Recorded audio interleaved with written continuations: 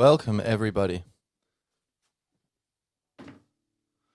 to the Eternal Now. So today we're going to talk about, in detail, how to go about making babies. Not really, just kidding. So the somewhat provocative title is, kind of, I think I've noticed a lot of people seem to have a kind of what I would consider an imbalanced or unfair or kind of warped view of like parenthood and the idea of having children. And a lot of people of my generation seem to be like, oh, I could never do that, even if I wanted to. What do you mean? Like there's kind of this trope of like, for various reasons, oh no, we can't do what everyone's been doing for millions of years, and hence, which is required for us to have been graced with this existence in this, human incarnation. So I kind of want to go through that. So starting off, let's see, and yeah, I guess up front I'd say, for many people, parenthood isn't going to be a thing. Like, for some people, they're just not interested in it. Fair enough. Like maybe some Tesla character or something who's like some genius who just wants to totally focus on their children, their heritage, or their legacy, I should say, is going to be like in creations that they bring forth in some other field, So you don't need children to be a complete human being, Many of the most complete human beings, like, say a spiritual teacher or just a spiritual sage, someone who's kind of just at one with themselves and they're whole, they've integrated their mind with their soul, a lot of them never had children. They're like, don't need to, So that seems, fine. And, maybe people who are homosexual, then, they could adopt children, say, or if you're lesbian, you could have, say, what she calls it, get someone else to help you out, do you a favor, and so surrogate, right? Surrogacy. So is that the right term? Anyway, yeah. So these are possible, but or they might feel like, no, not really interested in that path. We have our relationship with each other. That's all we need. And there'll be a lot of heterosexual people who feel that way. A lot in raw numbers, but in terms of percentages, I think the majority of people like who can have children probably actually do want to. I think it's kind of like built into us.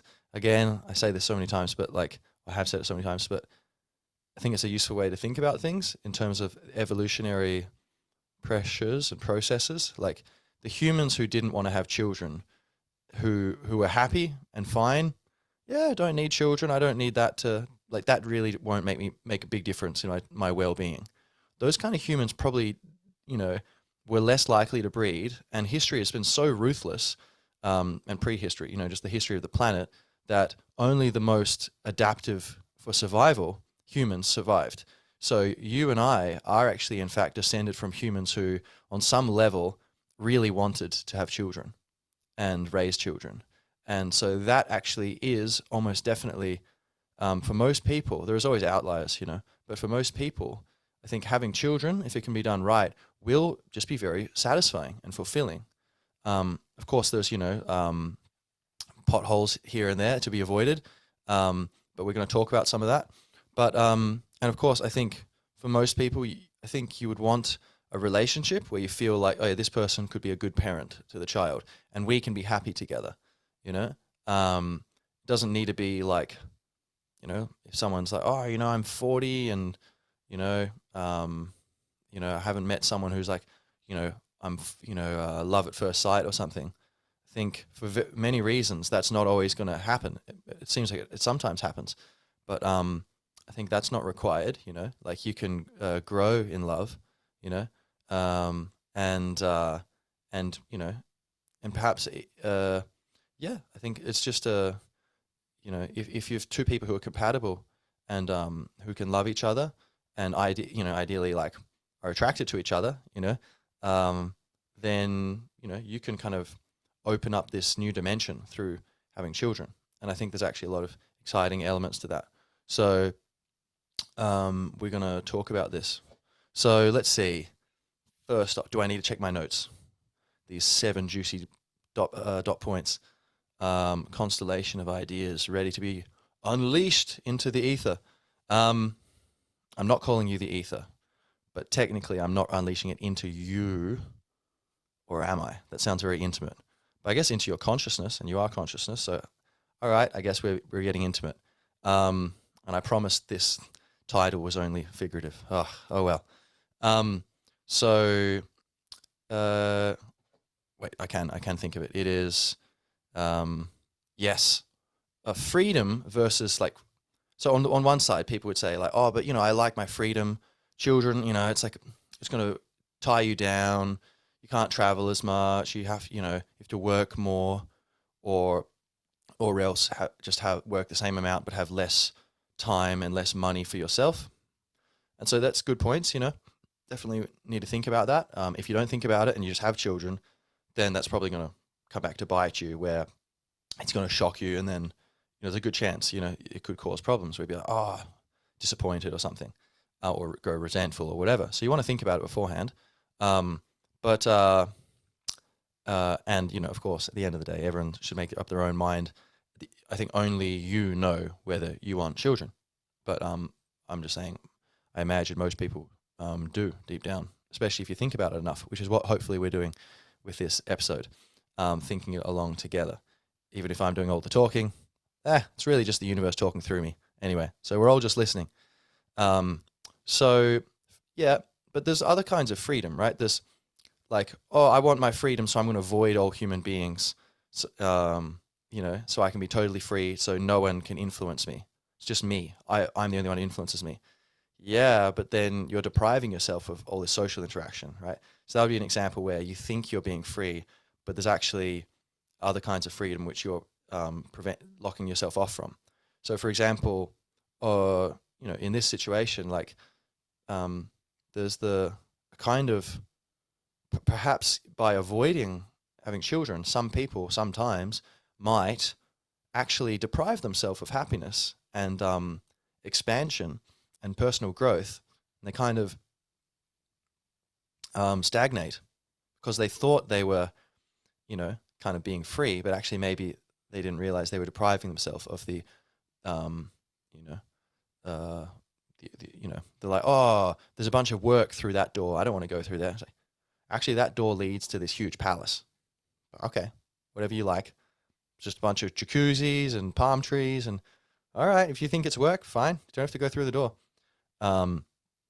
So yeah, and fulfillment, right? So the freedom, to be able to do what you want, and that's wonderful, to be able to enjoy your life on your own terms. But I think parenting, and as I've said, right, it makes sense from an evolutionary lens that we would be. It's not just like sex feels amazing, and obviously to entice us to all do it. To the humans who didn't really, their bodies didn't really create much of a pleasant feeling when they were having sex. They would not have bred as often, and they would have been more likely to go extinct under all these constant pressures of history. And there've been many civilizations have been wiped out, right? If you're not aware, like 99.9% of all species ever are extinct. Okay, and then because what happens is 70% of everything gets wiped out, and the remaining 30% evolves and kind of fills in the space, and then a bit later there's another catastrophe, and 70% of everything there is wiped out, and then 30% of the original 30% is now taking over and developing and spreading and diverging in different ways. This is how evolution works. In business, same thing. Big economic crash, a bunch of businesses go bankrupt, but a bunch of people who are working in these other businesses, they might create their own business, or one business might expand, or so but nonetheless, so we're descended from these people who genetically would have been primed and to want to have children, and to be very satisfied by that, motivated to do it, and to feel good when doing it, maybe to feel bad when not doing it, or to feel that lack. So there's that, but then also just I think it seems like growing up, like say it's great to enjoy your youth and kind of go gallivanting around, freewheeling and having fun, and that's all amazing.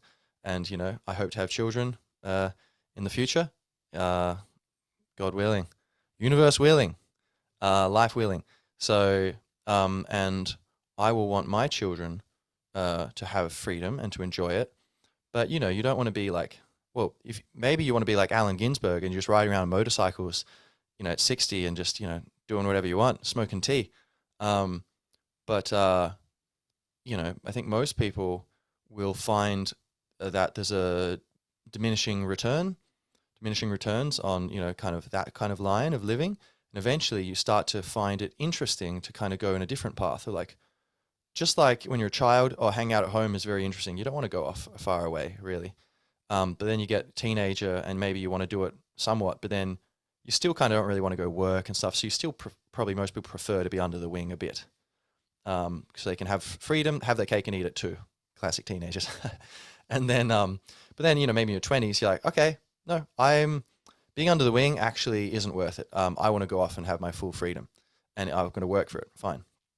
But then I think maybe 30s or wherever, it's different for everyone, but maybe it seems like 30s is often probably the general time when that kind of happens, is people start to go, okay, like that's all really cool, but I want to kind of maybe build something and not just have fun, but kind of create something and kind of become queen or king of my own little kingdom, and kind of adopt responsibility.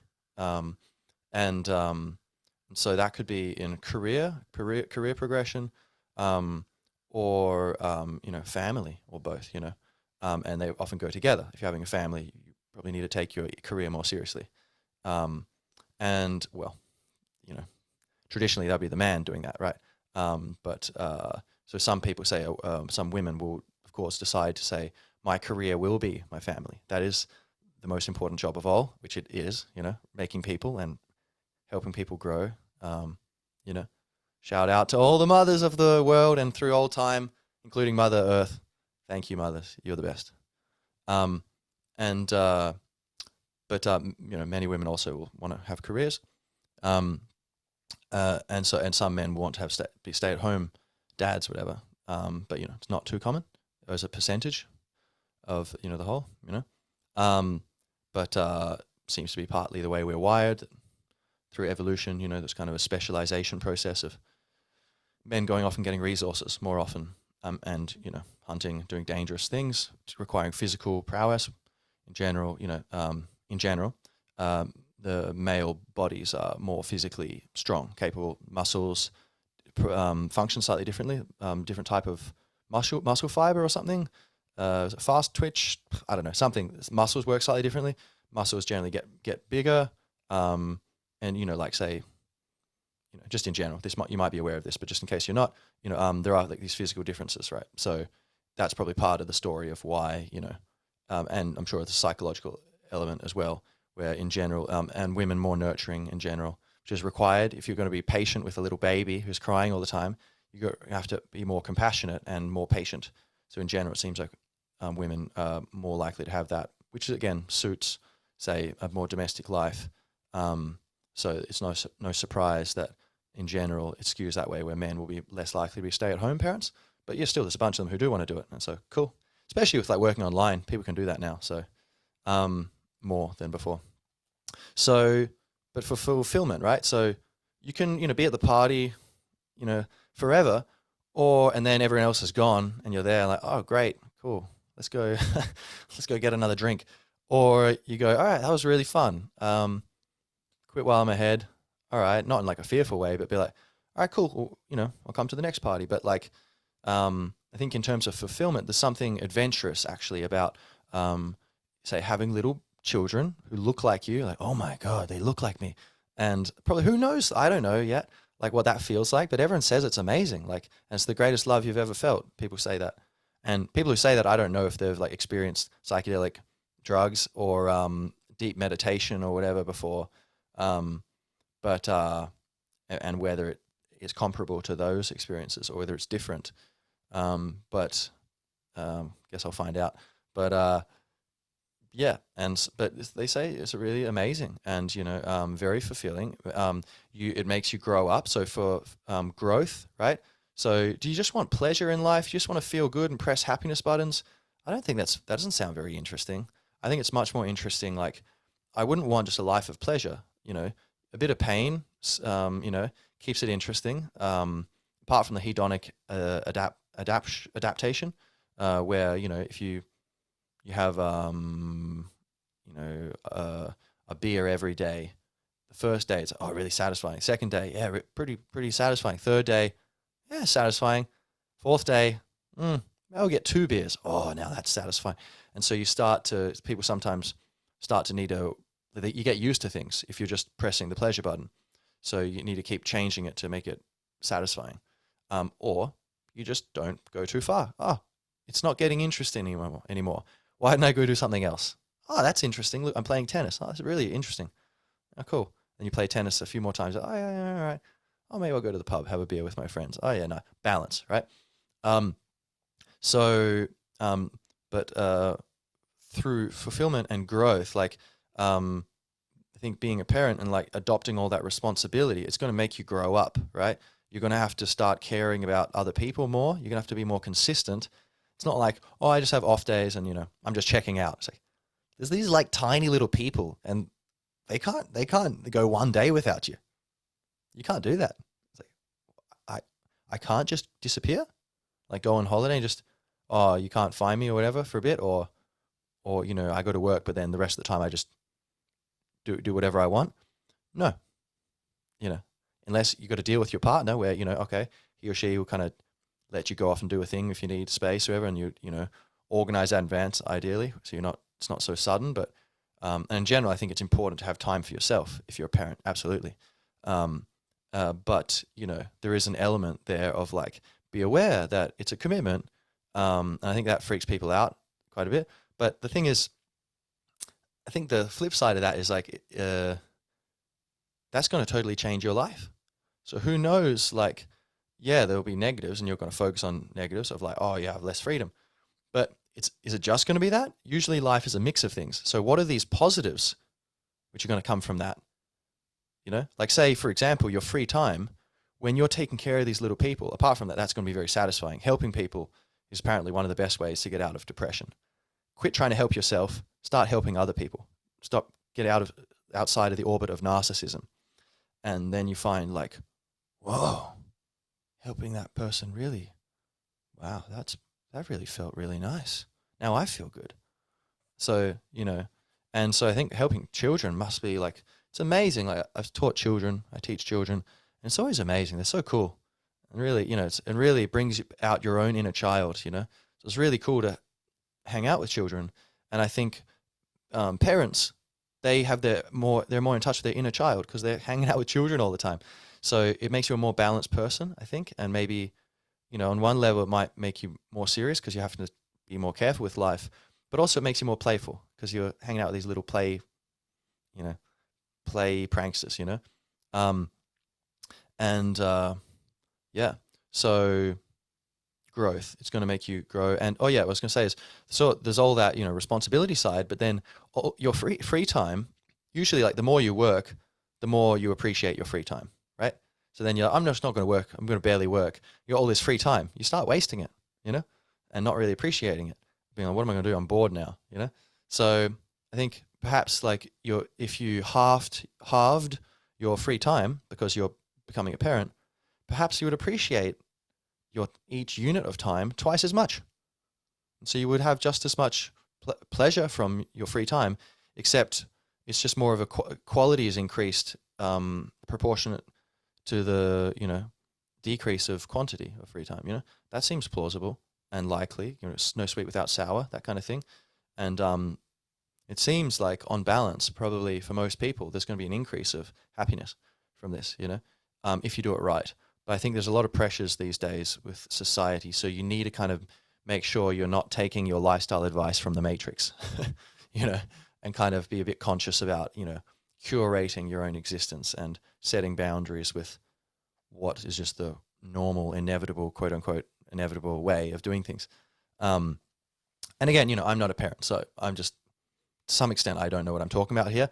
But of course, I know parents. Like, for example, I have parents, believe it or not, and I guess some people don't, they have parents, but they don't know them or they're not still alive. So, but in a way, you'll always have your parents.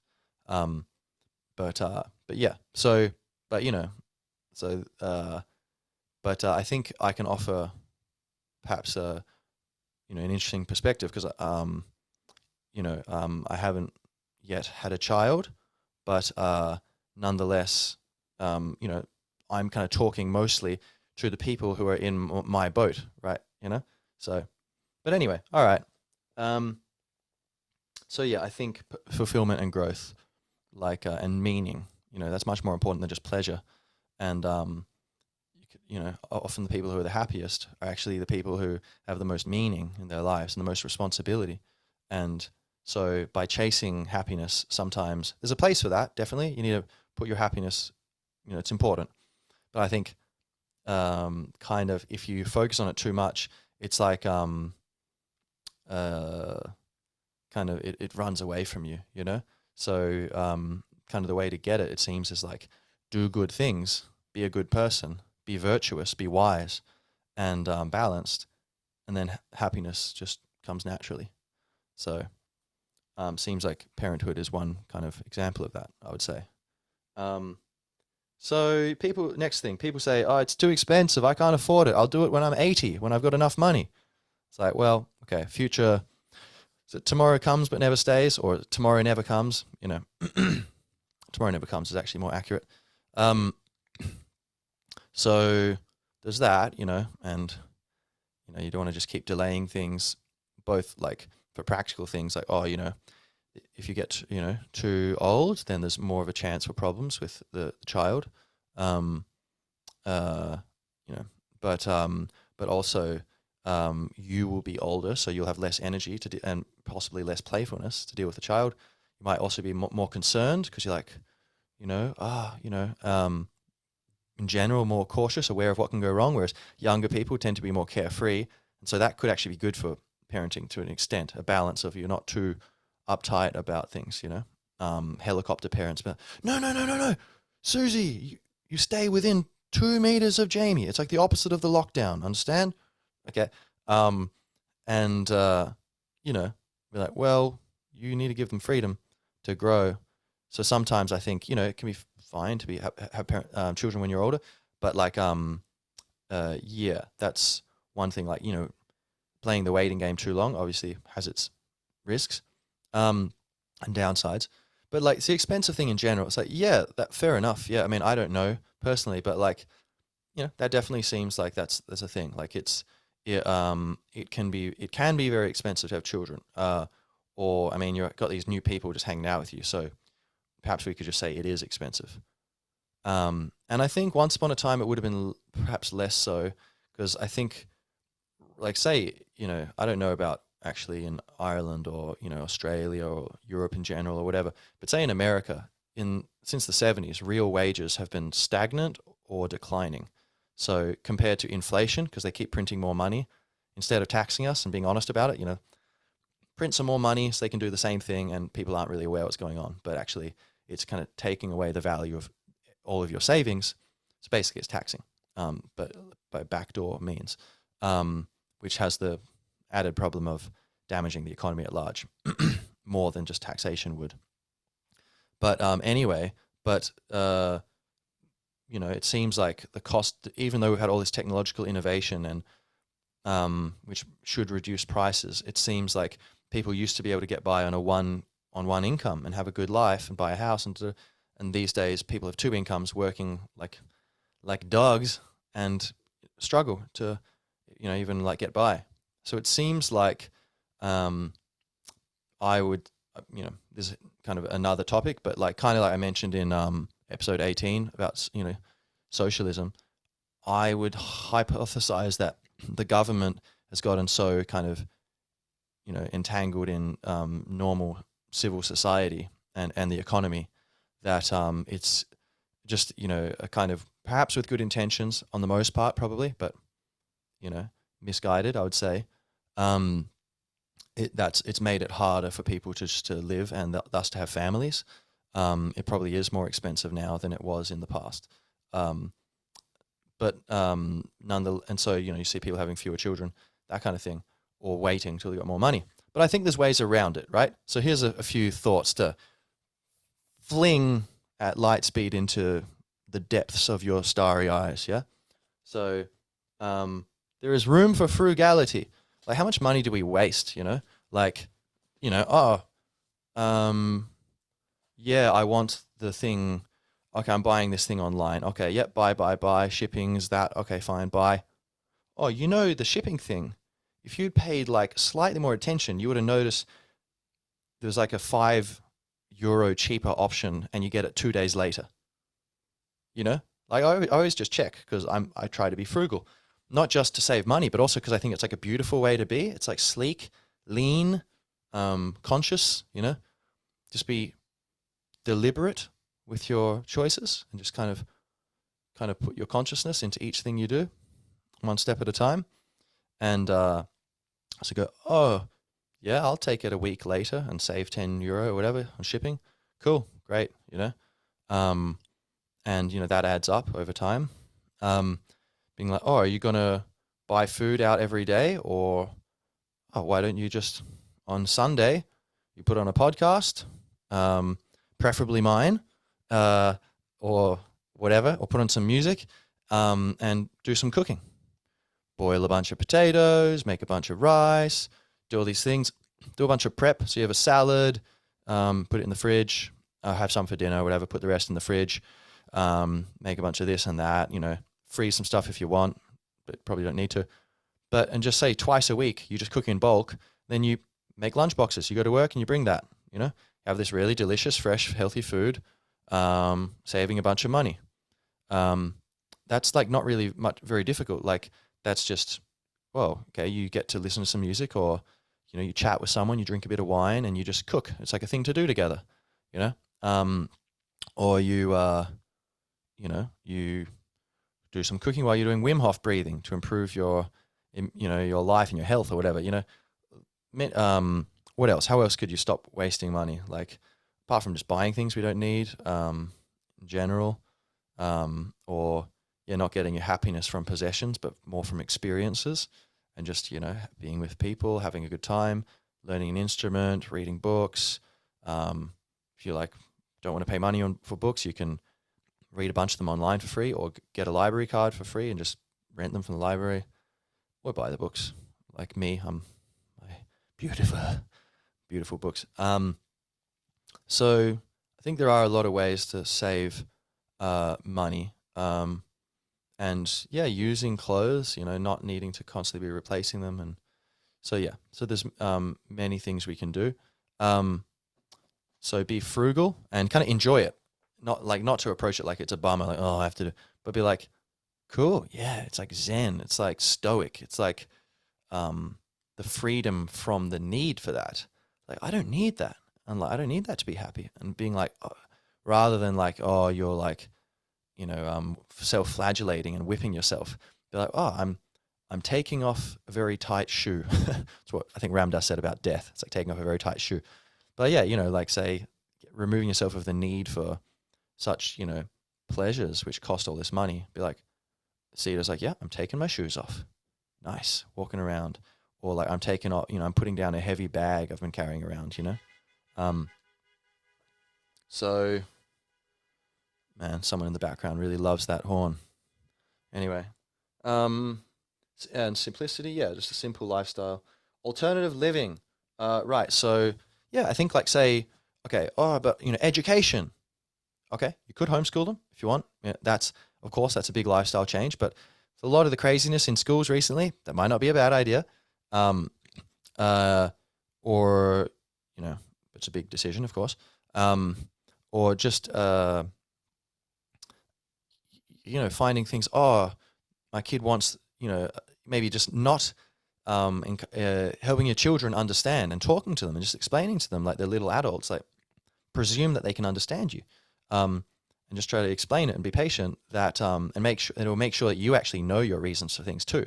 Again, that's that self-development thing. Growth is like, they'll force you, they'll push up against your boundaries, and they'll test your patience, they'll test your understanding of things, of how to articulate yourself. And and your reasons for things.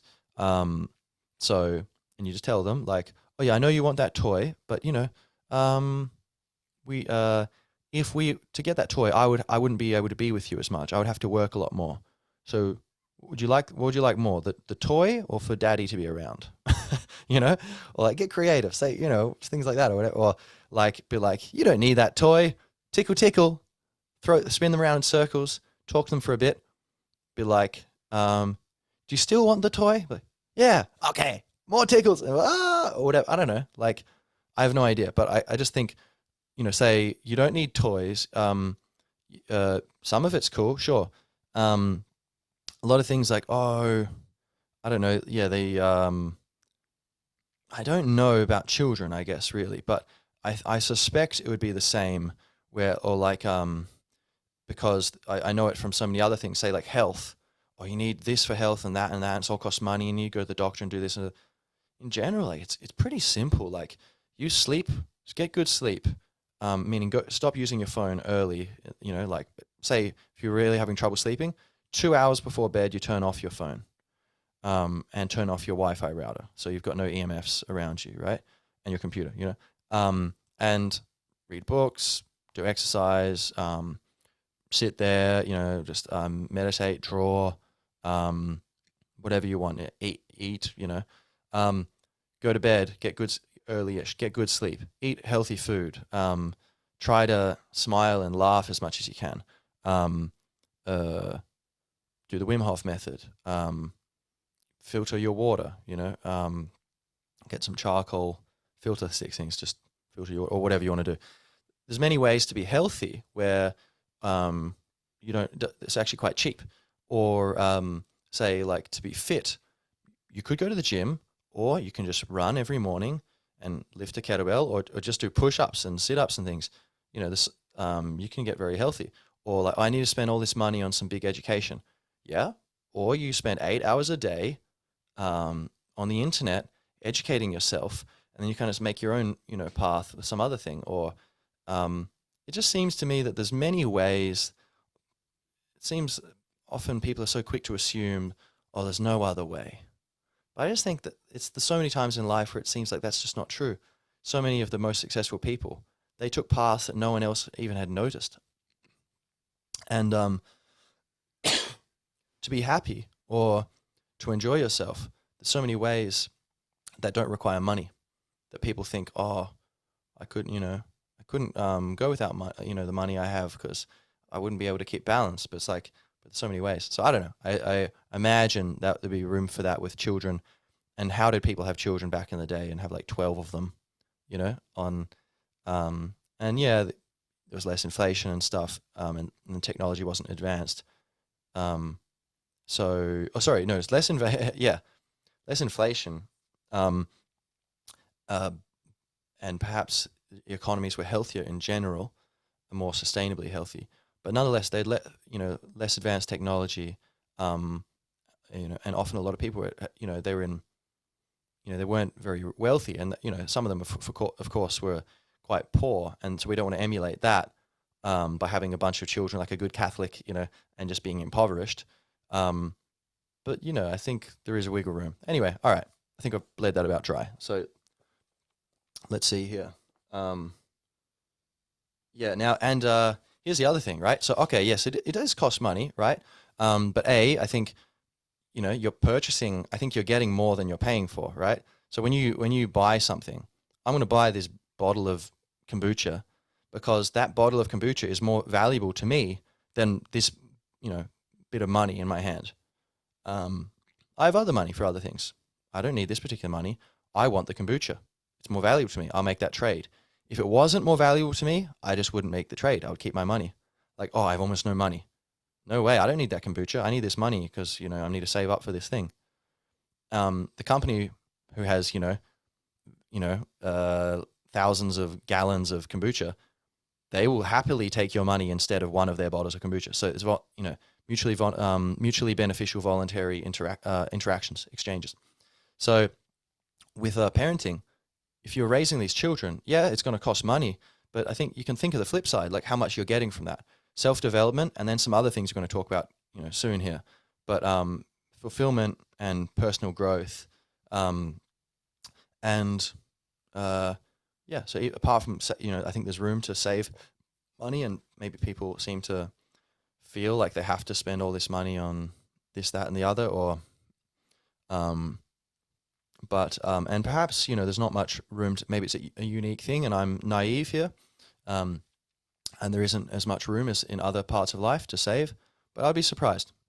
But even so, let's even say if that was the case, yeah, I think you get so much back that it would be worth it. And later on, the traditional thing was, okay, I have a bunch of children. When I'm old and the government isn't taking care of me, this back in the day, then who's going to take care of me? My children will take care of me. They love me. I've loved them. I've taken care of them. They will reciprocate. In general, if you are good to them, they will want to give it back to you. That's just the way life works, And if it didn't work like that, I think, probably things would have been a lot less stable and people would have been less willing to have children. It seems like one of those things that's just kind of programmed into us, like that actually works. And you just think about it, I love my grandmas, don't we all love our parents? Or not everyone, I guess, but, and we'll talk about this in a bit, that, where trauma and misunderstandings and failures and a lack of connection or resonance between parents and children can cause problems. But in general, I think most children want to take care of their parents, and they love them, and they really, more than anything, they appreciate how much they received from them, as I do from my parents, who are wonderful. Thank you, Mum and Dad. So, yeah, and so I think in a way, it's an investment. It can sound crude, but hey, let's put it out like that way, just to talk to the people who are maybe the most cynical. You hear me, Brad? Is that, yeah, like when you're older, as you're getting older, you'll have people who will be able to, maybe not always hang out, but they want to see you at Christmas. You're not just alone at Christmas. Everyone else is with their family. What are you doing? Well, you have a family. That's cool. You have people to hang out with and, celebrate, and who recognize you and know your story and where you're going, where you've been, and that's cool. And then as you're getting older, if you need help, people who will help you, or are likely to help you. And I don't intend to be like, leeching off anyone. I want to be self-sufficient as long as I can. But I'm very happy to, take whatever help I need from any who are willing to give it, because I've given them so much and loved them, And I think that's a natural thing. And, elders can always offer, if they've been living their life, seeking wisdom, they're going to have some wisdom to share, And so that's what you can offer. That's what traditionally the elders offered, is consciousness and guidance and wisdom. While, you have the 20-year-old, dude who knows nothing working and, being able to do that, but then we're like, this complex social situation, you're thinking this is the right thing. Have you thought about it from this angle? You're like, damn, how do you think of this stuff, Grandma? So I think, there's a beautiful synergy that can happen there, where it's an investment for you to have children and then grandchildren, and then they will be around you, and that's beneficial for various reasons, emotional, practical, many things. But then also, it's good for you both for your development, keeping you kind of fresh, and them because you're helping them accelerate their learning. They can avoid problems because you can tell them, hey, I've been through that situation you're walking into. Be aware this might happen. If it does, I would suggest doing this, but you could do that.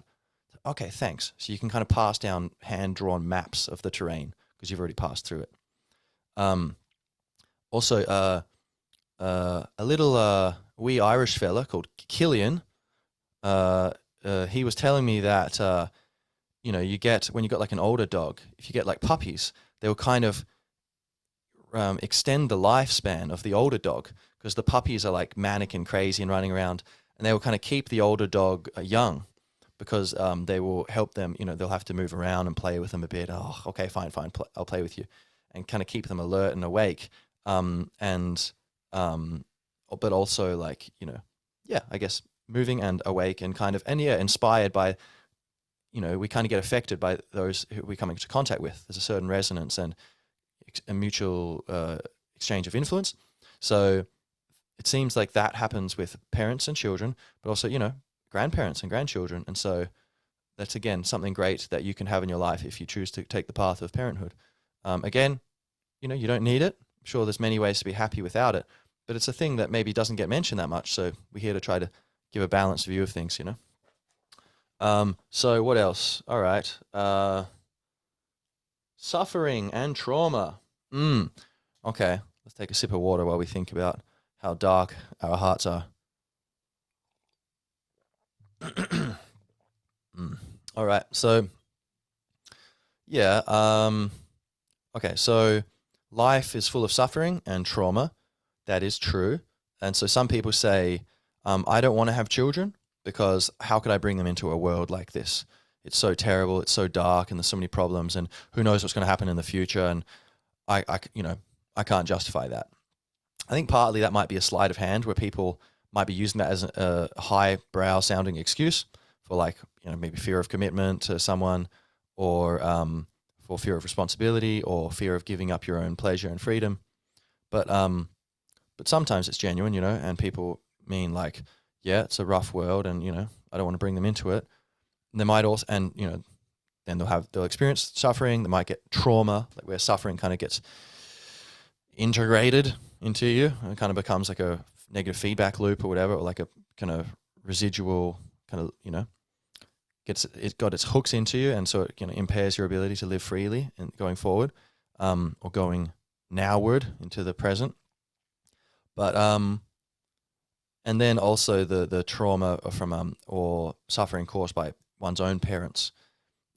Say, well, or my parents did these, weren't good to me, or they did this bad thing or that bad thing, or so unconsciously or consciously, there might be some feeling of, like, I don't want to do that to another because it's probably going to happen again. So if I have children, I don't want to do that to them.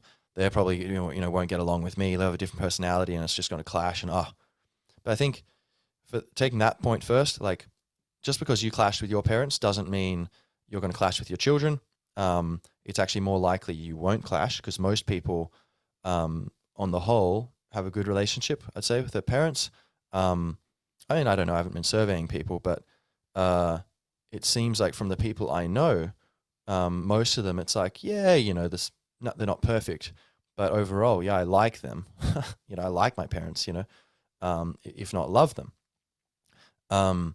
And it seems to be a minority where it's like, well, they've got some redeeming characteristics, but I don't really like them, or I hate them. That seems to be a minority. So, stands to reason, most likely, your children are going to get along with you, more or less. Not entirely, but that's probably good. They might kind of force you to work on your flaws, and you might be able to help them work on their flaws, due to whatever random novelty generator,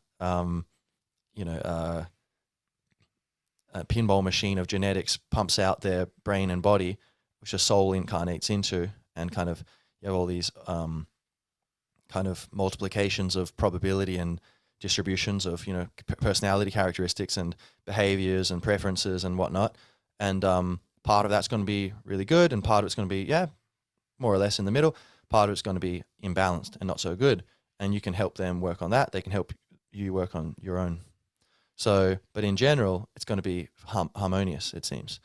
And so, and you have the opportunity, I think it doesn't need to be perfect, but it's just 2 steps forward, 1 step back, Like, I think a big thing that we can do, which is very beautiful, a very beautiful purpose and mission through history, is redeeming and releasing the trauma, the bad karma of the human race, and all these crazy things that have gone back from forever, even before we're human, all the trauma and things that have, your siblings getting eaten by a crocodile, or when you're like monkeys or something, like back, way, way, way, way back. Well, not monkeys, but proto hominids or whatever. So, or more recently, I'm like Irish, so like the trauma from, like, my ancestors is significant. You know, a lot of crazy stuff went on this island, a lot of good stuff, a lot of bad stuff. And I think that you can notice that in the way people live, the trauma is being compensated for in many ways, you know, and kind of danced around sometimes addressed openly, sometimes expressed, sometimes repressed. But it's a big thing. You can feel it and see it, and but you know, it's caused good things and bad things though. So it's not. I wouldn't wish it away. It's part of like the character of this strain or strand of the human family. But nonetheless, this trauma that's been passed down from your family, and there's ways where I've got trauma from my parents. But I've learned, as I've matured, I've learned not to judge them for that, because they are just handballing it down the line from further afield, and they did a great job of not passing me all the trauma they were given. So they managed to give me less trauma than they were given, and I can hope to give less trauma to my children than I was given. And if most people do this, we can make progress. Some people will do the opposite. They will give the same amount of trauma, or they give more trauma to their children than they were given. But if they're a minority, and most of us are either giving less trauma or, you know, or no trauma, that could be amazing, to our children, then we can't control them, but then they have the same choice, and it's a bit easier for them to, where even in a worst case scenario, if they're giving more trauma to their children than we gave them, if we give them a small enough amount, that could be actually still progress, you know? But ideally, so this is the mission of love through time. And if you're having children, you have an opportunity to do this, which most people can't do as well, because children are so dependent on you. They're so open to you. They care so much about you, and they want to be like you. They want to be you, and they are you. In, you know, both as like the universe, that we're all at one, you know, but also like their incarnation. They're genetically so similar to you. So they kind of are like a little mini-me sort of thing. And so we have this wonderful opportunity, this project of expanding love and openness and freedom and consciousness, and the ability to kind of live the way we really want to, and create, rather than just responding and contracting and reacting and kind of getting shoved around from A to B by the mysterious flying headbutt of bad karma that comes out of left field. Bam, you know? So that's a cool thing. And so, you know, we don't need to, with my children, my goal is to give them no trauma if possible, but at the very least is less suffering than I was given. But I'm realistic, and I assume most likely I won't be perfect. I'll give them I'll be imbalanced as a parent in some ways, I imagine. Now, I'm not focusing on that, because I think you get what you think about most of the time. So you focus on the positive. You go, what if I spill this, I drop all this tray as I'm, you know, let's say, more realistic example for if you're living in Ireland. I've got 3 Guinnesses in my hands. Okay, don't spill them. Need to keep them balanced as I'm walking, and oh God, don't spill it. It slopped down the edge. Don't focus on what you don't want, you know, go like, okay, nice and steady, smooth, nice and steady. Yep. Very good. Crisp, beautiful Guinnesses sliding along. Oh, good. All right. Put them down. There you go. So subconsciously you're kind of focusing on what you want to happen. But nonetheless, you need to be prepared for things. And so, you know, I am aware. So also, otherwise you might unconsciously start restricting and fearing things. So it's good to address the fears, but then just to focus on what you want most of the time. So yeah. So, but I am aware, you know, I'm not going to be like, oh, damn, I failed if I pass on some trauma. Well, you know, did I pass on less than I was given? All right, that's progress. And so people, and the cool thing is people who might feel like I can't be a parent, I'm too fucked up, you know, pardon the French. Well, can you be less messed up? Or can you help your children be a little bit less messed up than you? If the answer is yes, then there's going to be a bunch of people just like you, or very, very similar, who have children and make them worse than themselves. So you could actually balance out that trend by having children and making them a little bit better. And you might even inspire those people who maybe are in a similar situation to you maybe economically deprived neighborhood or something, and you might influence them, or even through the ether, like with the resonance just of like the physical vibrations of like, the quantum field, you might influence positive outcomes. If you look at Dr. Rupert Sheldrake's work on morphogenetic fields or whatever, people in your circle, especially your family, who it seems like we influence each other through our actions. It's not just you're influenced by your ancestors, but you can influence your cousins and your siblings through energy fields, because you're in some mysterious way, which we're only just kind of learning about. There's evidence that say, if I start training jujitsu, it's got if my brother starts doing it, then it's going to be easier for him because his family field has already started kind of developing that ability, which is pretty wild. But anyway, so it's not all proven, but it seems like there's pretty solid evidence that something like that is happening. So anyway, but even apart from that, I think you don't need to be perfect. You need to be as good as you can be, and keep in mind there's always going to be, almost always, if you're even thinking about this, then for sure, and if you're even trying to be better, trying to aim up, for sure you're not at the bottom of the list. And so you can kind of tug up the average of human consciousness in child rearing by, even if you're still you're a bit fucked up again, pardon the French, trying to keep this family friendly, but if it's a bit better than you were raised, then hey, that's cool. So yeah, and you now is not you forever. You're going to get, if you really want to, you will become a better person through time, and having children will help you do that. And as people, say, no one ever says, okay, now I'm perfectly ready to have children. Kind of usually people don't feel like that way. They're all like, but that's kind of normal. It just happens. So it will help you grow. You learn on the job. What else?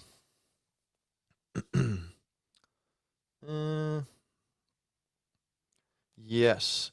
Okay. So now more in general. So that's the kind of thing of like the family side of like, maybe like, problems from my parents unresolved, and then do I want to give that to another generation?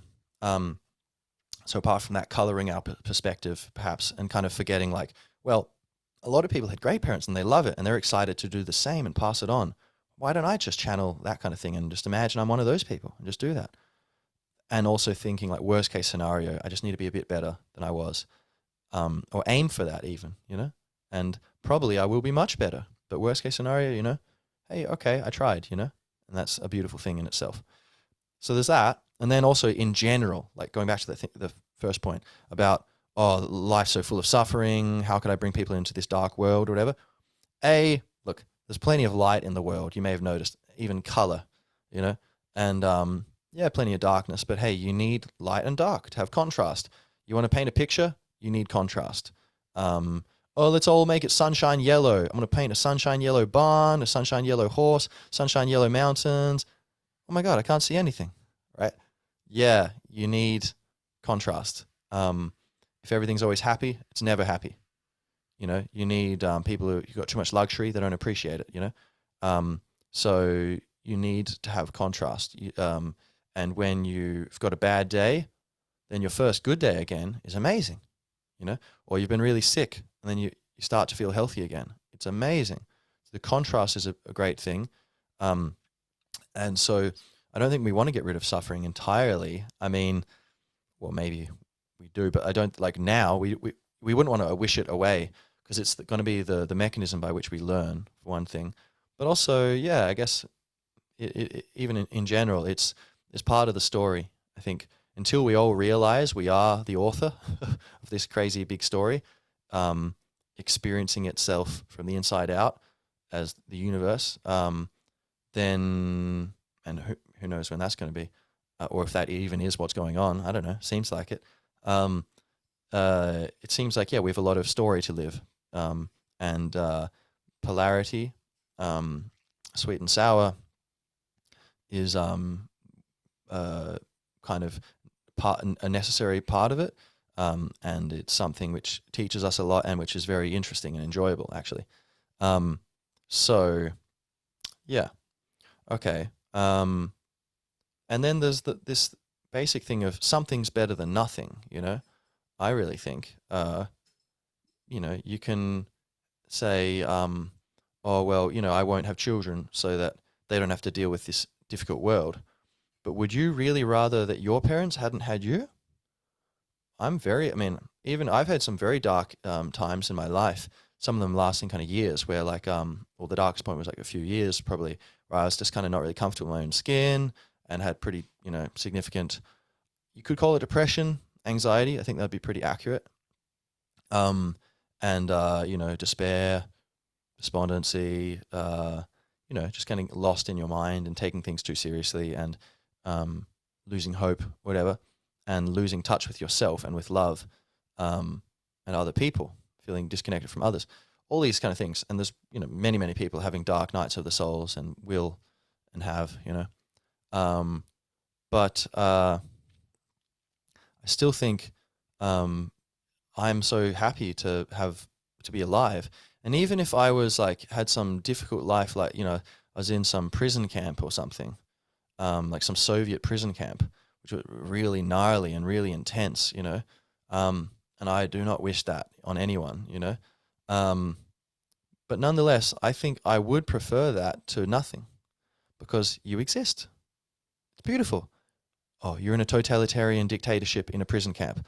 Wow, look at the wood, the way the wood flows on the doorway there. Interesting. There's 7 concentric rings of wobbly, wood swirls like a little galaxy and get to attention. Oh, okay. Oh. And then, later that day before you're going to bed, just everything's been terrible. Then you're just feeling your breathing, feeling your breath. I am.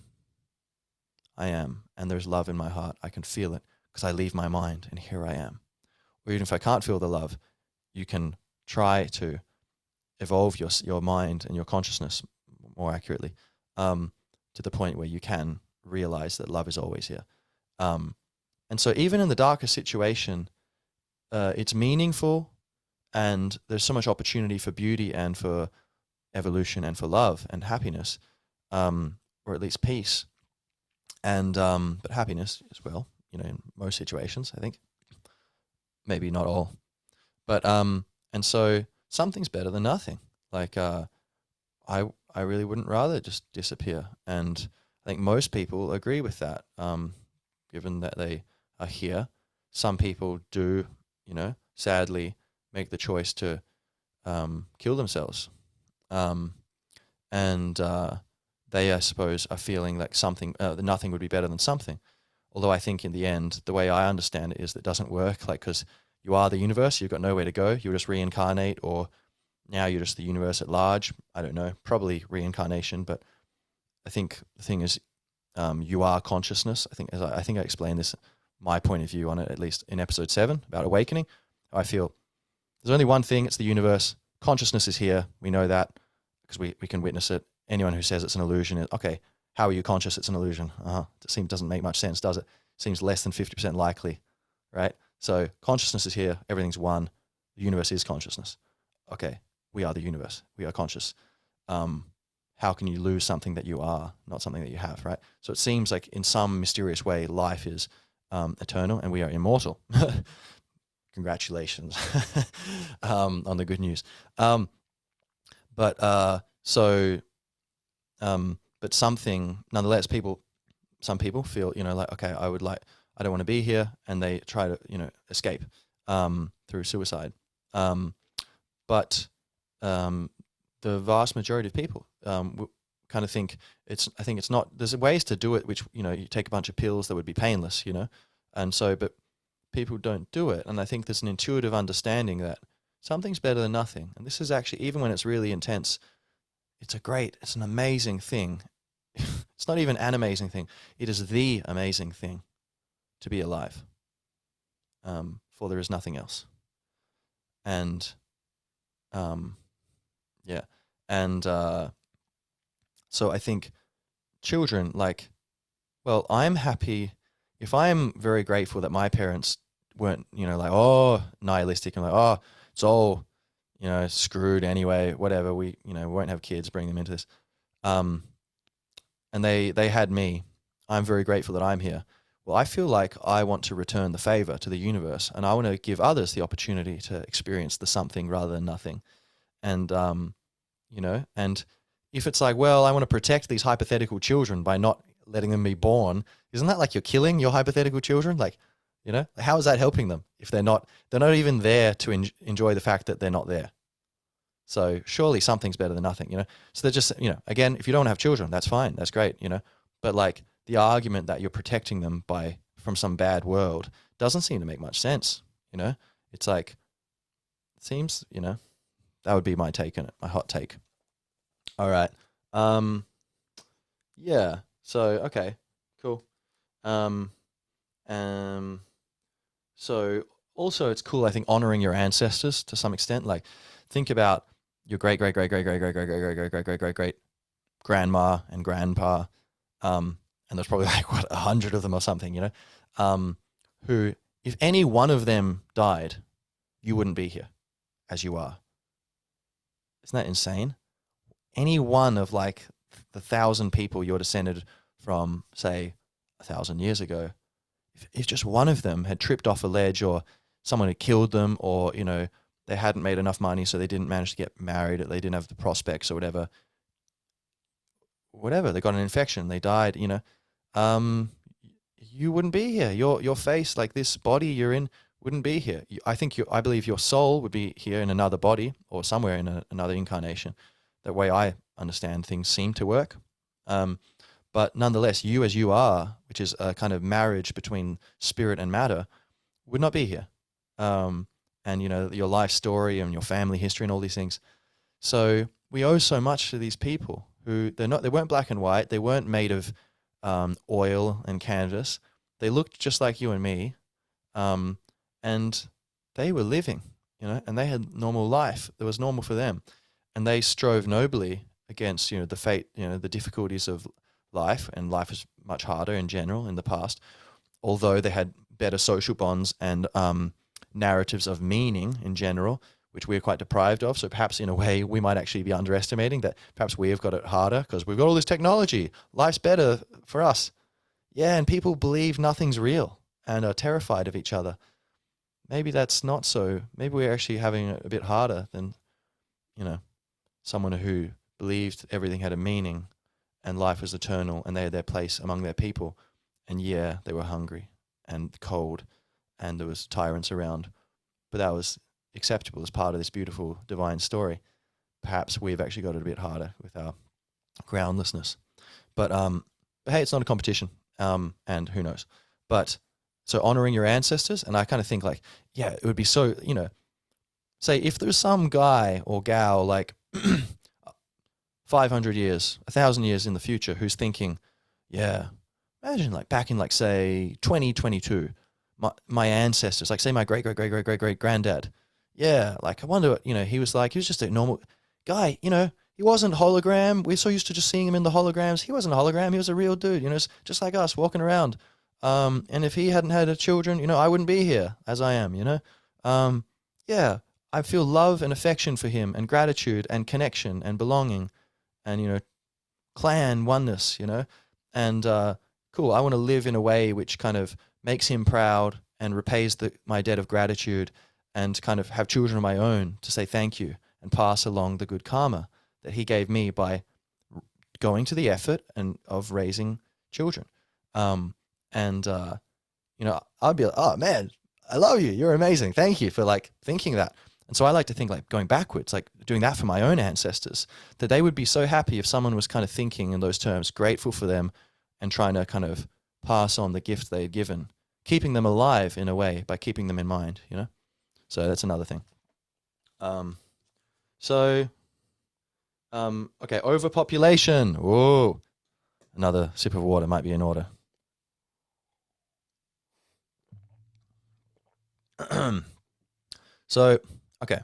So people say, oh, there's like almost 8 billion people on the earth.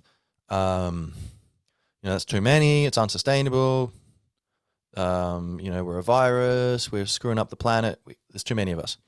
Okay, for one thing, yeah, there are a lot of ecological problems caused by humans. There's also a lot of ecological problems not caused by humans, but there's a bunch of them caused by humans.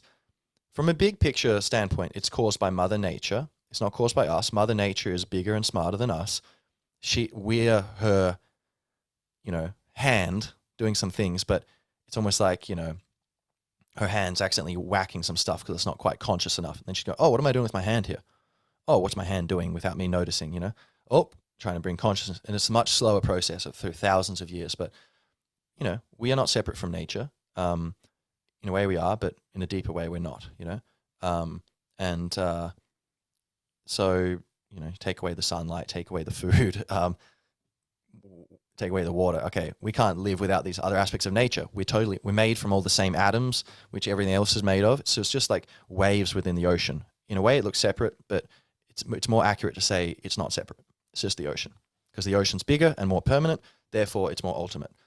So yeah, there's a wave. It's separate. True. Yeah, there's an ocean, and the waves are not separate. It's just part of the ocean. Both are true. One of them's more true. So these problems are kind of the Earth evolving within herself, and our mission is to try to be her, embody her, the consciousness of love, wisdom, truth, goodness, humor, chocolate. Actually, no, not chocolate. Chocolate's just delicious, so I kind of hijacked my mind. So we don't want thoughts hijacking Mother Gaia's mind, like chocolate just hijacked my mind. We want to have that clear stream of awareness of what's good and bad, right and wrong, true and false, and kind of lean towards the preferred path. And that's a beautiful thing that we can do. And this has happened many times through history. Maybe this is at an unprecedented scale, perhaps. But yes. So, but no, and not to, we can't just, at the same time that that's true, we need to balance that by saying, there's no excuses. We can't just, pass the buck. We need to take responsibility. But to do that, we need to keep in mind, like, hey, give yourselves a break. You're not some dirty parasite. We give back so much to the planet. We do so many things. Like, we create beautiful works of art and culture. Like, look at these beautiful buildings and things. That's objectively amazing. And I'm sure the Earth is pleased with this, and our consciousness is such a beautiful thing. Everything's made of consciousness, but we're at a level where we're able to realize this, that everything's made of consciousness. So in a way, we're the eyes of the body and of Gaia. And so it's a beautiful sacred role.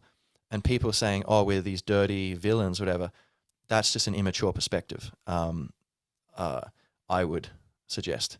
And that actually you need to understand that we are waking up at the wheel, but there is still time to pull away from, crashing into the ditch or off a cliff or whatever. It's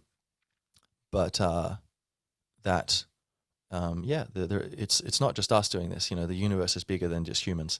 People think, oh, humans are so egotistical. That's why they're the cause of all the problems. Think about that for a little bit longer, and then let's talk. So overpopulation. But a lot of these problems, like I talked about in the episode on Mother Nature, right, is like we can fix all of them. We have all the solutions. It's just people aren't aware of the solutions. I would really encourage you, not to spruik my own thing, but like go listen to it. I hope I'm concise enough there. But like there's a bunch of things, or like at least low-hanging fruit would be there's this documentary called Kiss the Ground. Kiss the Ground. Really amazing. Talking about how we can reverse. Basically, it's talking about CO2. Okay. It's talking about more than that, right? So a bunch of people are skeptical about that thing for good reason. There's a lot of politics involved in the science, which is very unfortunate. So that's just a fact, So it's not quite clear exactly what the real science is on climate change. It seems to be a mix of, it's always been happening, climate change, like temperature changes, desertification of some areas, reforestation of other areas. There's cycles, the carbon cycle, many things, solar cycles.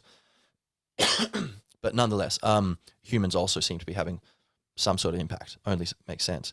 But anyway, setting that aside, this documentary basically talks about how we can regenerate the earth, including like with sequestering carbon, and in a way, but just by basically planting more trees on farms, more or less, bringing more nature into agriculture. And so really amazing. But that's just one little thing where we can totally undo all this damage, not by like some huge machines which soak up carbon or something, or by handing away the keys to our consciousness and conscience and freedom to some unelected bureaucrat somewhere who all have eyes like sharks, like we just really care about love. Now give us your freedom so we can love you. Like, interesting. You sure look hungry. It must be exhausting. But so anyway, point being, that doco is great, but in general, just look up regenerative agriculture, and it seems like a kind of silver bullet for the whole. Even like, let's not argue about what's the cause of climate change. Doesn't really matter, actually. It is an important question, but for the more important question is just like, is it true that we have all the tools we need to make everyone happy?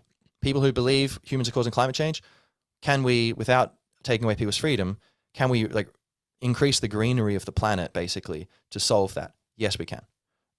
People who don't believe that CO2 is a problem, we were doing the same thing, also respect everyone's freedom and make the planet more beautiful and encourage ecological flourishing through more species and habitat? Yes. Okay, so let's not argue like, about, who's got the bigger, forearm or whatever. Like, just, okay, look, there we have the solutions, but people are just not quite aware, and there's other things like fishing and, okay, but you can look at that episode if you want. So fair enough. Look, there are problems humans are causing, but we have the solutions, and the solution is not like get rid of all the people, because all that will do is the kindest, most compassionate, conscious people are the only ones who are going to consider not having children. So you're just going to decrease the ratio of conscious, good-intentioned people in the mix, and then that's just going to make things worse. So it actually doesn't make sense. If you think, yeah, okay, there are all these problems, the actual way to address them is to, believe it or not, I would say, if you're a conscious person, have more children. And you raise them well, you raise them to be conscious and kind and loving and aware and intelligent, and to practice critical thinking so that they can learn and modify their ideas and let their old self die so that a new self can be born, and like, okay, I have to let go of that. It doesn't actually make sense, it turns out. New information, I realize I was wrong. Raise many children, raise them to be wise and kind and strong and brave, balanced people, basically. And then they will contribute to better election outcomes. So we have better leaders, better decisions with where to put your money. So kind of voting with your dollars and boycotting things that aren't healthy so that they are forced to adapt or else go bankrupt. Better community relationships and relations, I guess. Just across the board, they'll be part of, raising the vibration of the planet and improving the collective snowball effect of decision making as all these individual decisions kind of coalesce and intermingle to create the collective will of a community or a city or a country or a planet. And so we actually need conscious people, I think. If you don't have children, you shouldn't be guilty. You shouldn't feel guilty about that. That's fine. I don't think you are required to. But I think if you can have children, so that in the next generation we will have the ratio of good people, or like, not good in the sense of, I think everyone's ultimately good, but people who are practicing goodness, who are willing and able to be conscious and to not fall for primal emotions of selfishness and ignorance, but to practice and express conscience and consciousness, conscientiousness, why don't we throw in another C, and to be diligent with it, that's a great thing. It's a great gift you can give. So I think, the overpopulation thing also, I've heard many respectable, seemingly knowledgeable and unbiased people say that it's actually a myth. Was it the population bomb? This book written in the 70s or something, predicting, like, oh, we're going to run out of resources. It'll be like Soylent Green, which was meant to be 2022, where there's no resources. So whenever someone dies, we turn them into biscuits and we eat them because. And apparently, all those predictions were totally wrong. And there's some famous bet where he was betting with someone else who was an economist, and who was saying, like basically, no. From a biological point of view, you might think that yeast, you put a bunch of yeast in like a little tub with some sugar, they're just going to eat it all and the population explodes and then eventually it collapses because there's nothing more. But we're not the same as that. And it happens with some bigger animals too, like rats, apparently. Jordan Peterson just had a recent podcast which made me think about this, kind of talking about exactly this stuff. Who was he with? He was with Marion Tupy and some other person. The Age of Abundance, I think it's called. So he often has great podcasts, Jordan Peterson. Highly recommend him. He's very misunderstood, by the way. You might think he's some crazy person. He's not. He's amazing, actually. Very, very kind-hearted man. Not perfect. Neither am I. Neither are you, right? He's a great person, though. Check him out if you're interested. So they're saying, the economists were saying, actually, human beings, over time, because we have intelligence and this high level of consciousness, getting higher, still not high enough maybe compared to some of the problems we're creating, but no worries. We have this high level of consciousness. And so we are able to make more out of less. We are able to innovate and create, technology, cultural mechanisms, all kinds of things, art, which can alter the flow of human behavior, and alter the flow of nature around us, modify ourselves and our surroundings, in order to create more abundance. So the prices of telephones have gone way down over time, even though we're using up the materials that make them, and all kinds of things. Sugar used to be incredibly expensive. Apparently, now what it cost to get 1 pound of sugar like 200 years ago or something is now, or was it 500? I don't know. Today, with that much money, you can get like 220 pounds. So how did that happen? Well, sugar has become far more abundant because we've innovated. And so that's something which maybe biologists aren't qualified to really understand necessarily, which is that we're not exactly the same as rats, or yeast or something, whereby, and this economist, and this, I think he's a biologist, the guy who wrote that book, they had this bet about, five resources, and which was going to go up in value, and that one, predicted, they're all going to become more expensive because things are getting scarcer, which underlied his whole hypothesis, which became very popular, very influential in the culture. Soylent Green, all these movies kind of coughed it up, and entered the global zeitgeist to some extent. He's saying, no, it's going to become more expensive because they're going to become more scarce. The economist was like, no, I think they're going to go down. They'll become cheaper. And the economist was correct. They had this big bet over it, And in general, many people make the argument that actually, through innovation, all through history, humans have gotten through bottlenecks and we find ways around shortages of resources, or we make them more plentiful. And also through capitalism, if they become say oil becomes very, very scarce, we start getting very incentivized to find alternatives because they start to, oil's really expensive. So we could sell something for 80% the price, which is some other thing, and people are going to buy it because it's cheaper than this very scarce resource. And so it starts to become affordable, whereas maybe if oil is really plentiful, it wouldn't be, selling it for 80% of the price of like the oil when oil is very plentiful. There's not enough money to, do the investment and R&D or whatever to develop alternatives. But once it gets very scarce, and so supply and demand, less supply, same amount of demand, it pushes up the price. There's bidding wars between people who have money. So only people who have the most money that keep paying more and more drives up the price. That's basic supply and demand economics, yeah. Then that sends a price signal. So people going, investment opportunity, ding dong, sustainable energy. And also that's becoming more popular. So even apart from the fact that you can make it cheaper, even if you make it the same price as oil, but we know it's sustainable, and many people, would believe it's like more healthy for the planet, then it's even easier to compete with that, and so it drives innovation. Right now, we are talking about parenting. Okay, but the point being, there's a big thing. People think like, oh no, we can't. We're a virus. The fewer people, the better. Um, you first. No, not you first. That's just a joke. But so yeah, and so I think actually it seems like there's a very credible argument. I don't know the details. I don't know who's right, but there's a very credible argument that and I think having children doesn't hinge on this, right? But this is an important point to make. But the very credible argument that actually it's a myth. The Earth can sustain more people, and we don't know how much it can sustain. But at this time in history, maybe in 1,000 years with technology, we'll be able to have like 50 billion people. Who knows? Maybe we'll have little colonies around the place, and maybe we'll be really cool and beautiful, and they'll be really just like these awesome temple things, and it'll be a totally different culture to now, just like the Stone Age is different to us now.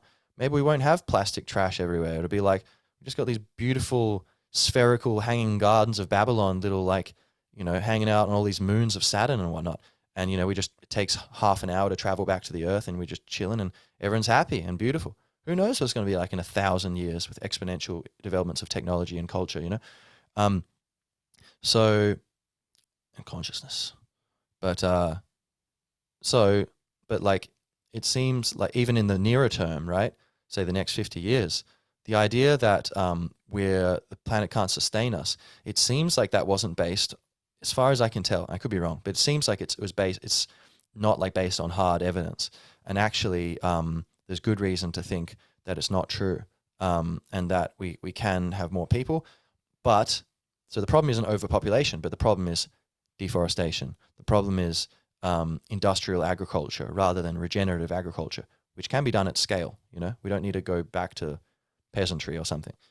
But so it seems like there are many ways forward while continuing to have the population growing if we want, and so that's one thing to keep in mind. It's not, I think the main thing for there would be to keep it as we can't jump to a conclusion. Oh yeah, there's too many people. People presume that's a fact. Evidence. Where's the evidence? Like I don't think we know that. I think that's a maybe. And I would be willing to say it might be true. But that's as far as I would go on that side. Now, apart from that, right? So you So yeah, like I kind of said, if we say okay, let's not have children to help the planet and have less people, the poorest, least educated people, who no judgment upon them, right? They're our brothers and sisters. We would be doing the exact same thing if we were in their situation, and basically we are doing that in their situation in the sense that we are them, and they are us. Is they the least, if we, and say population growth is declining in the West. I think it's negative now.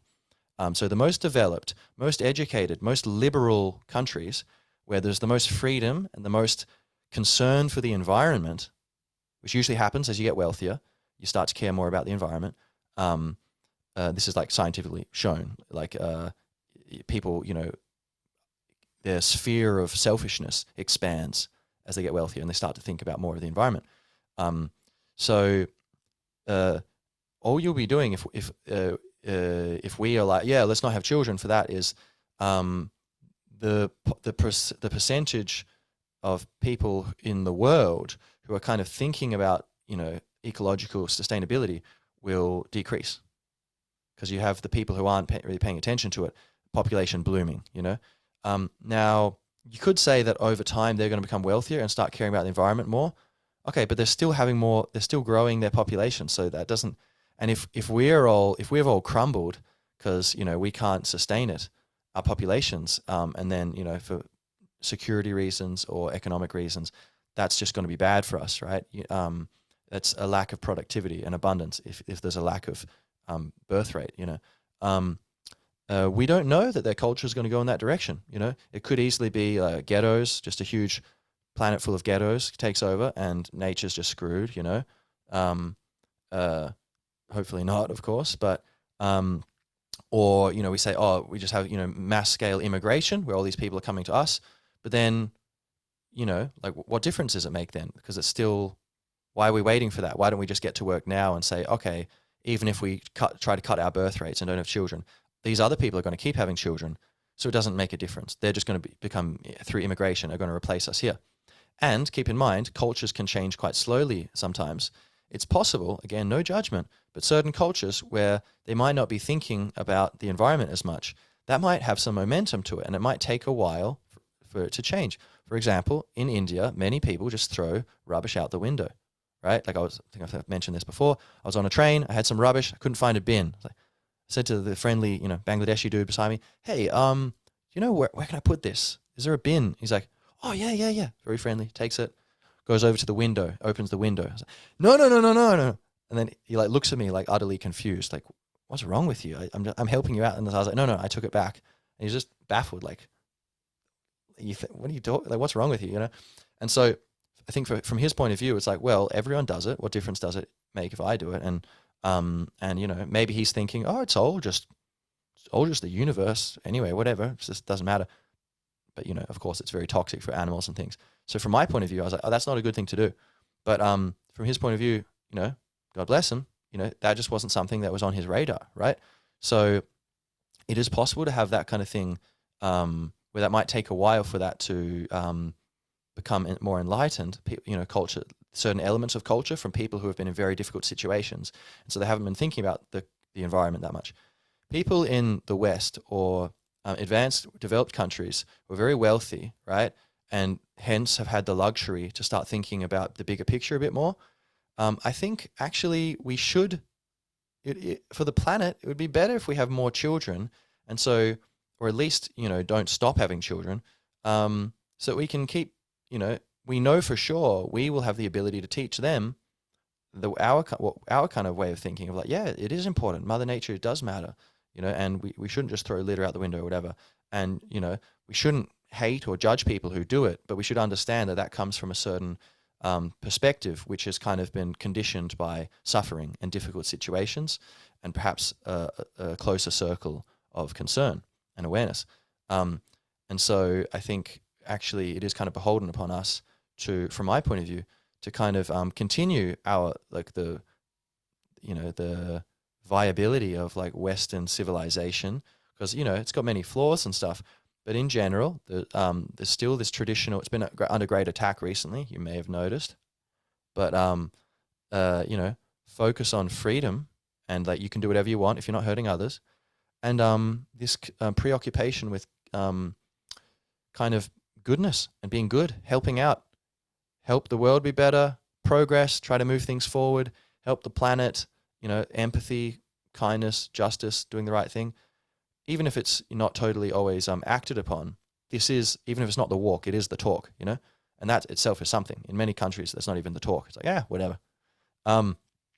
So yeah, I think that if we stop having children, it's just going to destabilize the part of the world which is very concerned with protecting the health of the planet. So I would say that's probably not a winning strategy. So that if you're thinking, oh, I can't have children because, the planet, I don't think it actually makes sense either, like that, apart from these other things we mentioned, like, the suffering. I'm saying, no, I think something's better than nothing. It makes sense. Or it's expensive. Like, oh, no, there's ways around it. And, anyway, it's an investment in your happiness and meaning, and also, in your older age, it's going to be cool, fun to have people around and to interact with and see new life in your grandchildren and feel connected to the past, your ancestors and your descendants and all that kind of thing. And people take care of you if you need help. The old-fashioned pension being one's grandchildren or children, there's all these things, But I would say, yeah, the whole thing about, oh, we're a virus on the planet. It's like, well, we do so many amazing things, so many humans love animals and really try to take care of animals, and, plants, and love, going into nature. And so I think sometimes we give ourselves a bit of a hard time. And I think the solution isn't to stop having people, because all that will mean that we have a kind of more selfish version of humanity. We'll kind of, again, that thing of the 70%, like 30% being left, and then that expands. You'll just end up having the same number of people, but perhaps from, people who are kind of have a different way of thinking. We don't. I would kind of feel like probably they would just naturally start thinking about the planet and we'd be back where we started from, but maybe a bit further down the line, maybe, problems being a bit worse. So maybe we should just do it now. But and not try that, waste that time with that losing strategy. But it's also possible that we wouldn't, that a kind of culture would develop which isn't as ecologically friendly as our own. Again, I would feel like that's less likely, but I think it is possible. Because, like individuals and I think cultures in general can kind of go down so many different paths. So we really don't know. I'm not sure if it is inevitable that people kind of have this, love for Mother Nature and a desire to take care of her. Probably though. But anyway, why not just, take care, do all these practical things we can to improve the ecology, and understand that having children isn't a problem. If anything, at the moment in the West, say, if you're having children, you're actually buttressing the stability of your society and even civilization. And it is a civilization which is at least trying to, although it's a very complicated process with many, lots of deception and conflicts of interest and, smoke and mirrors, cloaks and daggers, nonetheless, we are trying, and that's something. So I think, well, let's go have some more babies, and we can keep trying. So what else? Relationships, yeah. A lot of people say, the best relationships you ever have are like with your children, and with your family, and it seems like your romantic relationship, if you're with children, probably I'd imagine it brings it to another level where you're sharing this together and it brings you greater intimacy, greater oneness. You're kind of now, children, and say mum and dad, right? Then there's this kind of holy trinity, this triangle of, my relationship with my children, my relationship, say, with my wife, for me, and then there's this kind of, like, it's like you're coming together and almost like it's bringing you into deeper connection with humanity and your people, and also with nature and with the universe. So I think it's a very natural thing, which can kind of be this return to source and this grounding in the world, which then I think can kind of allow you to have the fruition of, like, I don't know, I kind of feel like it would probably help you be a better person in whatever chosen way you've defined that, like, or feel that, of like making art or helping innovate and provide goods and services to people who want or need them, and whatever that is, or just being a cool person and being a fun presence and, hanging out with people, or taking care of people, whatever it is. I feel like family and having children probably will, if you can do it right, where you have a good relationship, you enjoy each other's presence. If you have problems, you talk about it, you're honest, and always honest, and you work through them together, you ride the waves, then so it's sustainable and sustainably happy. And you can have, upon that foundation, children who you love, and you teach them to kind of, you set the appropriate limits, so and but also give them as much freedom as you can and whatever, and try and help them be the best they can be. It seems like that's gonna, like, have a positive feedback into everything else you do, I think. Just help you be a kind of live from a higher level, or a deeper level. So that would be my feeling about that. Also, yeah, as you get older, like, most people are going to have families. And so even if you're like, no, I just want to hang out with my friends. Well, what if they're all starting families, and you're like, hey, Jono, let's go hang out. Oh, I'm with the family. All right, no worries. Hey, Hendrik, you want to hang out? Oh, I'm skiing in the Alps with the kids. Oh, okay. Like, not like you shouldn't. I don't think you want to be aware of danger and threats, problems. And so fear can lead us to that. So that can be useful. But in general, we shouldn't be leading with fear or following fear, like, as a life philosophy. It should be, like, I think, excitement, desire for human flourishing, curiosity, love, joy,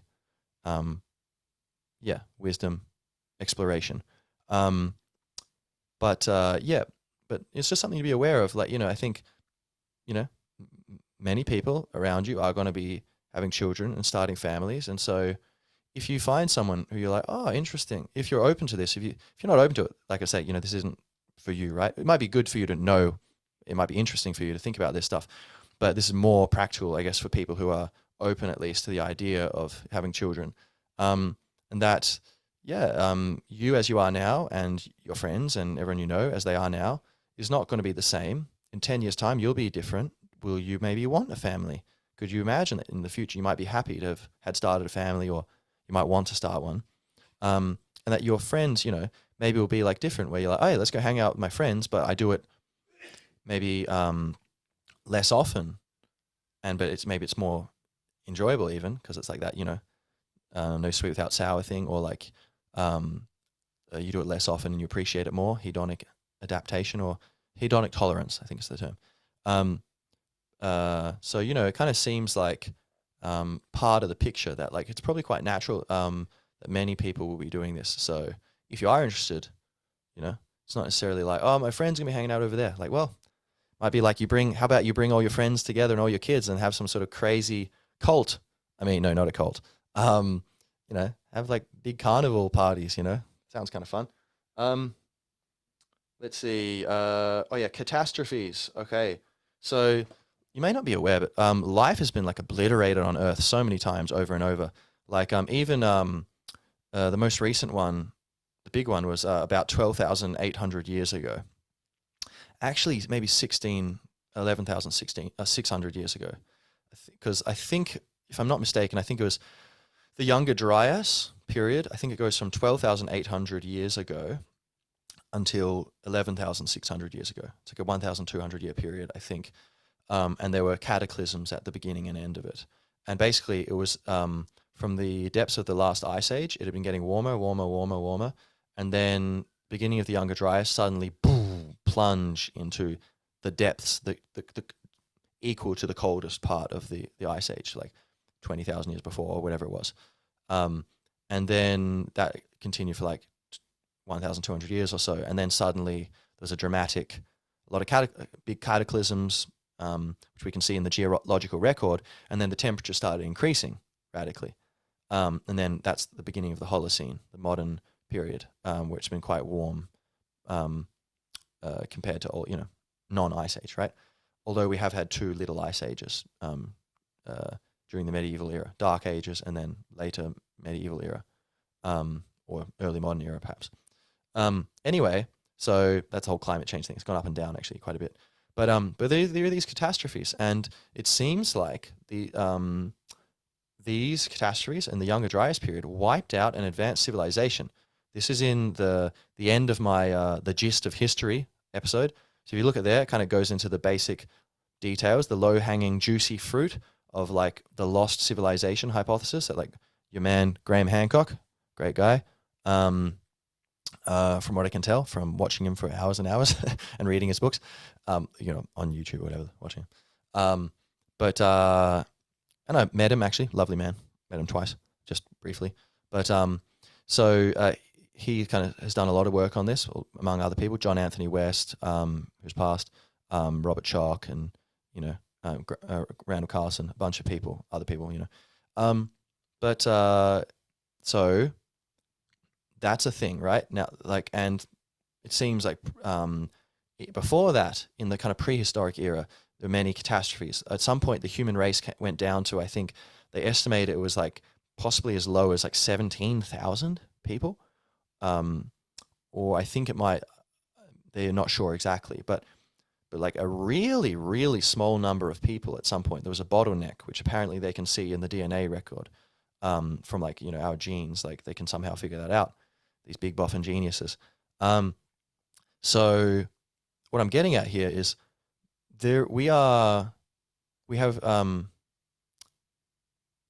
life has been reset on Earth many times over. And we are, just like bees are nature, but they make beehives, and beavers are nature, but they make dams. They build these things. And ants are nature, but they make these crazy complex hive structures. We are nature, and we make Renaissance architecture, beautiful oil paintings, which convey deep emotion, Saoirse Ronan films, which will make you Cry Like a Schoolgirl, um, uh, beautiful like Russian literature which exposes the depths of the human spirit, um, incredible food delicacies which are just incredibly creative and satisfying for people to eat. Um, uh, what other good things do we do? Um, Incredible like magical kind of inventions, like the technology we can create, um, uh, the lives we give pets who are able, these beings who are animals and just able to live and be part of family, and they get food and they just love. There's so much space for love and just people who love, um and so and there's so many music. Think about just the music we make. Bob Dylan. Oh, let's get rid of all the humans. Oh, but then there'll be no Bob Dylan. No one's going to listen to it. No one's going to be able to play it. And if he wasn't here, it would have never been written. Oh, actually, yeah, no. Okay, on balance, that turns the tide. I guess we better not, get rid of all the humans just because we do need Bob Dylan's music. Or Bach or whatever, It's just music is so incredibly beautiful. And even you play music and like plants grow better to classical music. I believe that's not a myth. I believe that's actually real. Not totally certain, but I'm pretty sure that is. But like, and animals, like if I play music, I was playing guitar to some sheep recently, at some point, I've done it other times, and they seem to go, huh. It's almost like something in them, maybe the universal consciousness in them goes, ooh, transcendental beauty. What's going on? And it kind of draws them in. And humans are nature. Nature is creating all these things through us. So my point here is with all these catastrophes, actually I think we have a role as stewards, and as many people have pointed out and argued, we our rightful role is stewards of the planet, and to take this opportunity as, instead of having some huge lizards who are like the apex predators of the planet and that's all that's going on, everything's just getting eaten and avoiding getting eaten, we have these kind of ruthless at times in order to, that's how we got here, it's necessary, but also rather gentle and introspective and creative, and often compassionate and expansive, empathetic creatures who try to take care of others and try to take care of the planet, that we are at the apex of the pyramid of power, as far as we know right now. And well, I mean, I think perhaps there are in the unseen realms, which I would guess we're not the absolute power, but who knows, but we have this opportunity to protect the planet, for example, by a lot of these catastrophes seem to have come from asteroids. The dinosaurs got wiped out, it seems, by an asteroid 65 million years ago. It seems like an asteroid hit. There's a lot of evidence for that. There's like nuclear glass and platinum deposits and stuff in this kind of ashy soot layer about 12,800 years ago. And so it seems like a lot of people, a lot of scientists are like the Comet Research Group. I think that's what they're saying. So it's like a giant comet. I don't know the difference, meteor, comet, whatever. This struck the Earth, or the fragments of a giant comet struck the Earth, melted the ice caps, flooded the oceans, caused huge devastation, and reset the clock on humanity, and seemingly on advanced civilization. And that this can keep happening. And so as humanity starts to awaken, and as nature starts to awaken through us to this higher level of understanding and consciousness and beauty and power, ability to create, things get reset by catastrophes where things just don't quite go into alignment. And twice a year we pass through the Taurid meteor stream. It's like I think part of the meteor belt or whatever, the asteroid belt. And twice a year. So it's kind of like someone's likened it to walking blindfolded across a highway, and hoping for the best. And it's kind of incredible that we've gone so long without getting struck. But this is a real danger, actually, twice a year. And a lot of the big events, like Tunguska, I think, event in like Russia like 100 years ago, and I think a bunch of them seem to have been tied to passing through it at least 2 times of the year. Like, anyway, point being, by having children, we can contribute to this project, and especially having kind of children who we raise in the right way, to raise to care about the world, and to be good people, to be the best, putting the best foot forward, leading with love, being the best versions of humans that we can manage. That's apart from all the other reasons to have children. From this big picture project of like this celestial perspective, excuse me, if we are to be stewards of the planet, we will, I don't know about you, but I don't anticipate living, who knows, but I mean, I don't anticipate living in this incarnation forever, and so we will need children. We will need to pass the torch on. And perhaps with our technology, we can, we're very close now to being able to redirect and mine asteroids. So redirect the asteroid. So, you go send a robot to land on it and send off boosters or whatever, which changes its trajectory. So it's going off. And then while it's doing that, perhaps it's got a mining operation where it mines a bunch of gold and other useful things that we can use, brings them back to the planet so that we can afford for these probably very expensive projects of redirecting them. And so it kind of can pay itself off through, things like this, there's, I don't know, and of course we do cause a lot of problems for the planet, but these can be rectified through, we just need to shift our consciousness and become aware that we have the solutions. And I think, this is a great thing we can do. And another reason why I think people who care about the planet, there's all the more reason to have children, because you can tell them, have these kind of conversations, but like, hey, live your life, do what you want to do. But just so the way I see it and the way, your mom sees it, your dad sees it, like, we kind of feel like it's very important to protect Mother Nature. And if possible, there are these, it's part of what we're doing. And you can do it in any way. You can contribute to society, take a bit of the weight off society. Society is not infinitely strong. It's actually, we've seen it's quite fragile. Actually, recently it's become more obvious. You can take some of that weight onto your own shoulders and make it a bit easier, so we can send resources elsewhere, because you're being self-sufficient and you're helping others, lifting us up. We'll have more capacity to kind of do all these cool things while maintaining the sustainability of this project of protecting the planet so all life doesn't get wiped out by some horrific firestorm of meteors, which cracks the planet in two. And although I guess it would regrow, I think, but it would be very slow. But to allow life to evolve past this level of the video game and go, what happens when we can start to evolve through consciousness, and when life can realize itself in this physical incarnation. And so it seems like there's this whole other level that Mother Nature is giddily waiting to get into, And so that's something beautiful we can be part of. Right. So also, on a selfish note, if reincarnation is real, if reincarnation exists, and that's the way it is, and, we die, but, you're the universe. Where are you going to go? Detroit? There's nowhere to go. You are the universe, right? And if it is the case that we kind of, on some level, whether this is like a simulation, a type of simulation that we're in, like a training program, or whether it's just the way, the structure, the architecture of being, where life has evolved in this way, where souls reincarnate and learn lessons again and again, or whatever, however it works. If it is the case, and I would say at bare minimum it's 50-50. Either, well, life goes on or it doesn't. It's 50-50. I think there's logical reasons to think it must go on.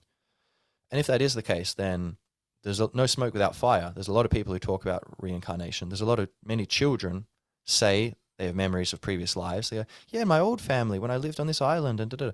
And there was a guy called Dr. Ian Stevenson who went around trying to catalog all these stories from these very young children, because often they would forget it by the time they were like 5 or something. Somehow they would stop talking about it and seem to like stop remembering it, perhaps by just getting more immersed in their new life, or perhaps just memory falling away like a dream, or perhaps feeling like being discouraged by people. Like, what are you talking about? Don't be silly. Who knows? But he went around cataloging them, and he actually found evidence of, like, it seems like there were perhaps some quite a few correlations I haven't read his work, but apparently there was something to it where he's like, some of these look pretty strange. Like, and yeah, and then you have many people who under hypnosis seem to recall past lives, saying like, oh my God, yes, like I was there. And some people say that it's just imagination, but other people say, no, it was like a real memory. Anyway, on a whimsical note, if reincarnation does exist, then you will need a happy, healthy little baby body in a happy, healthy family to incarnate into 200 years from now. So you could have some children, and they'll have children, and if enough people are doing that and there's a stable enough society, then there'll be a seat for you at the table when you want to be 2 years old again, playing with blocks, and then creating some whole new story of what it means to be you or alive, and to flourish like a river of figurative peacock feathers, guzzling merrily through the mystical canyons of God's brain. All right. So also, kids are beautiful. So, why not? So yeah, all right. Well, that's kind of my thoughts on parenthood. Not really how to do it so much, but just as this whole thing of like, I guess again, just to round it back to the beginning, like I think it's not everyone's thing, and some people, it's good. We don't want everyone to be the same. I think it's good to have diversity and balance within things, and it's more interesting that way. Anyway, variety is the spice of life, but so I think some people won't have children, and they'll contribute to life in some other way, and not having children will actually empower them to express their best self in certain ways, where they'll have more free time or etc. But I think many people, like, actually deep down would like to have children, and it would bring out the best of them, and they would bring out the best of these little people that they've just created. Or I would think, you're creating, in a way you're creating them, because you're creating these bodies and, teaching them. And so you kind of cultivate these personalities. But in a way, as far as I understand it, they are souls incarnating. So in a way, you're not totally creating them, but you're kind of creating maybe the human, but not the being. But that for many people, this is a beautiful thing, which will make them really happy. And so I hope, if you're interested in this, that this podcast has maybe laid out, as succinctly as I could, some reasons to think, just to put some balance into the debate of like, actually, yeah, maybe it's not so doom and gloom, and maybe actually I do want to do that. And so if we can have more beautiful lives flourishing on this beautiful planet, then I would say that's all to the good. And all right, so now let us all enjoy the gifts of life that we have been blessed with by the gifts of our own parents deciding to have us and bring us here. All right, see you next time.